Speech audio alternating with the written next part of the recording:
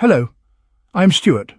Before we start, we want to share that this video uses AI for graphics and voice, but all the information is manually researched by our team.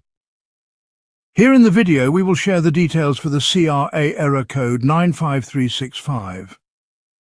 As per our research, the error shows up when users try to submit their tax return using platforms like WealthSimple, TurboTax, Capital Gains, Netfile, or Ufile.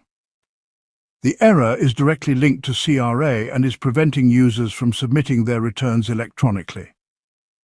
To deal with the error, first delete and re-add your T3S and Capital Gains.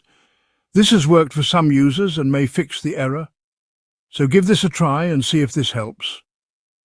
If the error still comes, try rounding the values in boxes 52 and 53 to whole dollars. Remove the cents. Then make sure box 21 equals the total of boxes 52 and 53. Once this adjustment is made, try submitting the return again.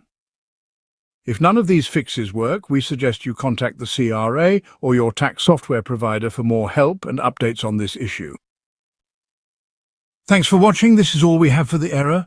If this video helped, don't forget to like, share and subscribe. Have any questions or issues? Drop them in the comments below. See you in the next one.